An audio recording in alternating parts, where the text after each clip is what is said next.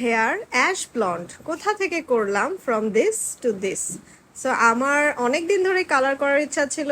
Hello everyone, this is me Anika. চলে এসেছি আমার নতুন একটি ভিডিও নিয়ে। এখানে আমি শেয়ার করব যে কিভাবে সেফলি সুন্দরভাবে আপনার হেয়ারটিকে খুব ভালো একটি সার্ভিস যারা পেতে চান তারা আমার ভিডিওটি সম্পূর্ণ দেখবেন। অ্যান্ড আমি লোকেশন সব কিছু শেয়ার করে দিব। এই দেখতে পাচ্ছেন স্যালনের ওনার আপু। আমার হেয়ারে মেডিসিন অ্যাপ্লাই করা হয়েছে and I am just waiting and waiting. আর এই হচ্ছে স্যালনের ওনার আপু, রাজিয়া আপু। স্যালনটার নাম হচ্ছে রাজিয়াস মেকওভার স্যালন। তারপরে আমি জাস্ট ওয়েটিং, একটু ঘাড় পিঠ ধরে গিয়েছিল কারণ একটু টাইম বেশি লাগে। আর আমার হেয়ারটাতে কালার আসতে আসলে একটু অনেক বেশি টাইম লেগে যায়। অ্যান্ড আসলে সবসময় এক ঘেমিতা লাগে, একই চেহারা একই লুকে দেখতে নিজেকে অনেকটাই বোরিং লাগে।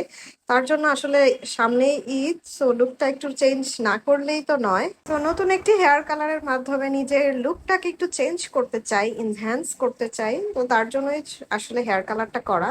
আমি ভয় পেয়ে গিয়েছিলাম এই ইয়েলিশ কালারটা দেখে।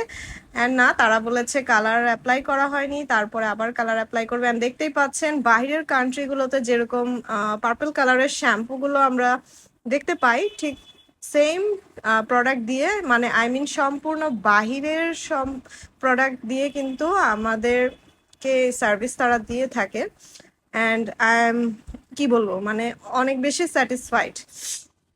তারা আমার হেয়ারটাকে এত যত্ন সহকারে সুন্দর করে করে দিয়েছে। And the final result, broom, মানে জাস্ট লাইক ফায়ার। আমি টোটালি আনএক্সপেক্টেড ছিলাম যে হেয়ারটা এত সুন্দর আসবে, এত সুন্দর আসবে, মানে মাইন্ড ব্লোয়িং। ঠিক যেমনটা আমি চেয়েছি একদম ঠিক আমার মনের মতন করে করে দিয়েছে। মানে আমি অনেক বেশি স্যাটিসফাইড। অ্যান্ড হেয়ারের blending everything was just perfect.